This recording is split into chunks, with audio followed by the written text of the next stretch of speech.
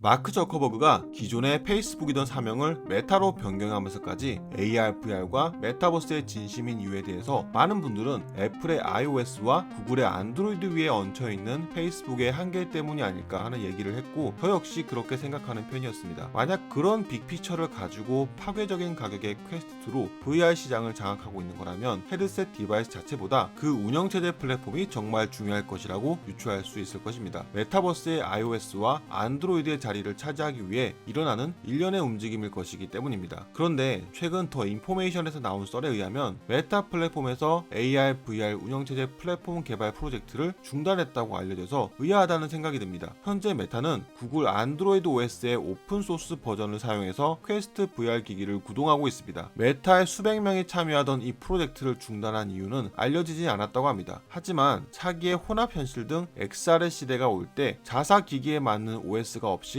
안드로이드에 계속 의존할 것이라고 생각되진 않습니다. 안드로이드 체제를 계속 사용하면 단기적으로 비용을 아낄 수 있고 리소스를 절약할 수 있지만 큰 리스크를 떠안게 됩니다. 구글에서 안드로이드 오픈소스 버전을 업데이트하거나 소프트웨어를 새로 출시할 때마다 메타 역시 이를 업그레이드하는데 시간을 소비해야 할 수 있고 새로운 기술적 문제가 발생할 수도 있습니다. 최근 애플에서 개인정보 추적 여부를 사용자에게 묻기 시작하자 대다수의 사용자들이 거부하며 사용자 데이터에 기반한 광고 매출이 중요한 페이스북이 큰 타격을 입은 사례로 알 수 있듯이 다른 기업의 운영체제 위에서 돌아간다는 건 메타 같은 기업으로선 상당히 불안한 요소라고 할 수 있습니다. 그런 이유로 저커버그가 다른 회사의 기술에 기반한 현재의 상황에서 벗어나고 싶어하는 건 많이 알려진 사실이었고, 스마트폰 다음의 세계로 얘기되는 메타버스에서까지 그러리라고는 생각되지 않습니다. 저커버그는 애플과 구글로부터 분명히 독립하고 싶을 것입니다. 그러나 작년 11월 메타의 VR 및 AR 담당 부서인 리얼리티 랩스에서 300명 이상의 직원들이 작업하고 있던 운영체제 개발 프로젝트인 XROS를 중단하기로 결정했고, 이 팀을 이끌던 전직 마이크로소프트 엔지니어인 마크 루코프스키는 회사를 떠나기로 했다고 합니다. 마크 루코프스키는 구글에 합류했다고 합니다. 자체 운영체제 개발이란 프로젝트는 그리 간단한 얘기가 아닙니다. 메타의 리얼리티 랩스에서 300명 이상이 자체 OS 개발 프로젝트에 참여하고 있지만 사실 구글이나 애플엔 수천 명의 전담 인력을 보유하고 있습니다. 경쟁이 쉽지 않다는 것을 알 수 있는 부분이고, 대안으로 저커버그는 시장에서 등장하는 새로운 OS를 인수하는 등의 선택지도 있을 것입니다. 저커버그가 메타버스의 진심인 것은 세상이 다 아는 사실입니다. 당연히 메타버스의 운영체제는 메타가 놓칠 수 없는 중요한 기반이 되는 기술일 것입니다. 당장의 프로젝트는 엎어졌지만 이후 어떤 모습으로 메타가 자신들의 운영체제를 등장시킬지 지켜봐야 하는 부분이 아닐까 생각됩니다. 다음에도 흥미로운 이야기로 찾아오겠습니다. 다큐레스였습니다.